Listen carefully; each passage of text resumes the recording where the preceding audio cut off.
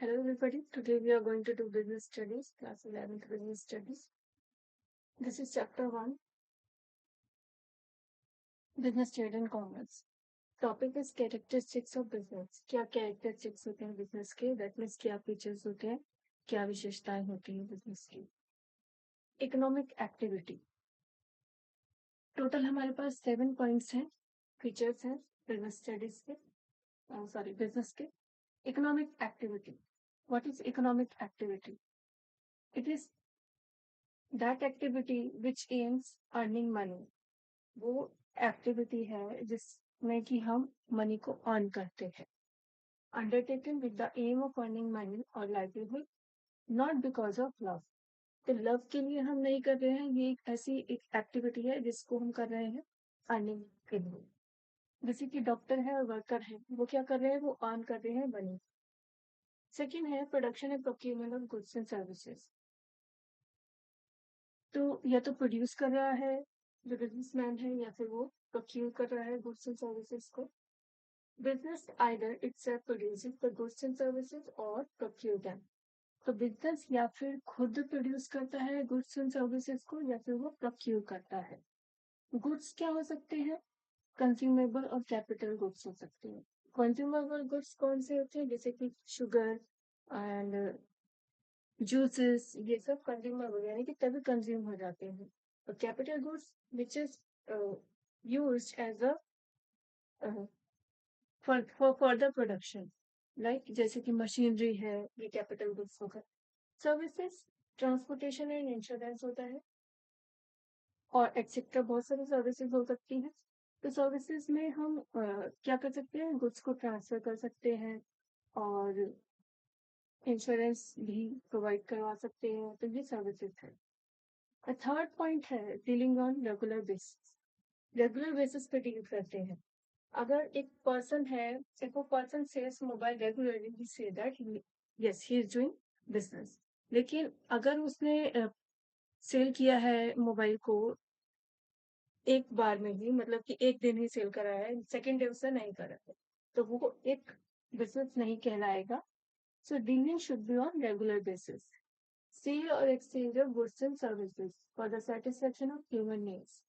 इसमें क्या हो रहा है कि हम ह्यूमन नीड्स के लिए सेल और एक्सचेंज कर रहे हैं गुड्स एंड सर्विसेज का, और ऐसे नहीं कर रहे हैं कि घर में ही हम प्रोड्यूस, घर में ही हम, फॉर एग्जांपल जैसे कि कुकिंग हो गया, कुकिंग हम घर में कर रहे हैं और खुद ही सेटिस्फाई हो रहे हैं उसको खा के. नहीं, जैसे कि रेस्टोरेंट है, रेस्टोरेंट क्या कर रहा है, वो सेटिस्फेक्शन कर रहा है, सेटिस्फाई कर रहा है लोगों को अपने गुड्स को एक्सचेंज करवा के. Profit and no business can survive for long without profit. Profit earning क्या होती है कि एक बिजनेस जो है प्रॉफिट को अर्न कर रहा है, क्योंकि अगर उसको सरवाइव करना है तो वो बहुत जरूरी है. No business can survive for long without profit. Without profit कोई भी बिजनेस सरवाइव नहीं कर सकता. तो profit earning is very important. Uncertainty of return. It is not certain as to what amount of profit will be earn. ये कोई certain नहीं है कि क्या कितना अमाउंट प्रॉफिट हमें अर्न होना है कल या नहीं होना है. ऐसे हो सकता है कि जैसे कि फॉर एग्जांपल हम एक कहीं पे कंपनी में काम करते हैं, हमारे पास ये पक्का है कि हमें एक तारीख को हमें मनी मिल जाएगी, लेकिन इसमें सर्टेन नहीं है कि हमें मनी मिलेगी कब, कब मिलेगी और कितनी मिलेगी. Not certain as to what amount of profit will be earn. कितना अमाउंट प्रॉफिट अर्न होगा हमें नहीं पता. कम भी हो सकता है और ज्यादा भी हो सकता है. Element of risk.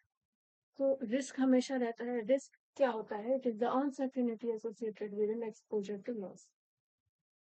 यानी कभी भी हमें लॉस हो सकता है. हमें एक तो रिटर्न का नहीं पता है, और हमें ये नहीं पता है कि कब हमें लॉस भी हो जाए, है ना. It is the uncertainty associated with an exposure to loss. Loss से हमारी अनसर्टेनिटी, कुछ भी पक्का नहीं पता, है ना. तो related with certain factors like changes in consumer taste and fashion, method of production, stock or lockout, etc. ठीक है.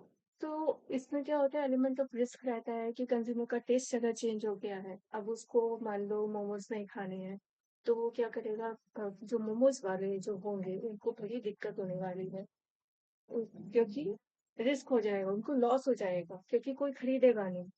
Changes in consumer taste and fashion, fashion में चेंजेस आ गए, जैसे कि अभी जो फैशन है अभी वो नहीं चाह रहे हैं कि उनको जीन्स पहने, वो पैंट चाह रहे हैं पहनने के लिए जो कंज्यूमर है। तो जो जीन्स के को सेल करने वाले हैं उनके लिए बड़ी दिक्कत की बात है, लॉस की बात है। मेथड ऑफ प्रोडक्शन में अगर कोई चेंजेस आते हैं, इस टाइप का लॉकआउट होता है, तो भी हम कहते हैं कि एलिमेंट ऑफ रिस्क, ये सारे क्या है, एलिमेंट ऑफ रिस्क है। Thank you.